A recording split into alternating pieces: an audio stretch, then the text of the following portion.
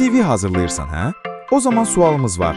İdeal CV neçə səhifə olmalıdır? 1, 2, 3, yoxsa 4? Sən deyə bilərsən, əşi, nə qədər çox olsa bir o qədər yaxşıdır. Amma işə qəbul mütəxəssisləri belə düşünmür və ATS heç düşünmür. Onlar tez oxuna bilən, dəqiq və qısa məlumat istəyirlər. Və doğru cavab nədir? Əlbəttə, bir səhifə. Bəli, qısa və konkret. Amma bir sual da var. Neçə sütunlu? Tək sütun, sadə, anlaşılan. 2 sütun, daha modern, daha sıx və oxunaqlı.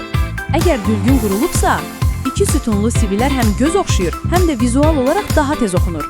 Ancaq qarışıq olmamalıdır. Naviqasiya çətinləşməli deyil. Yəni, ideal seçim. Bir səhifə, 2 sütun və sənin dəyərlərini bir baxışda göstərən struktur. Səndə necədir? Bir səhifə, yoxsa 2? Tək sütun, yoxsa 2 sütun?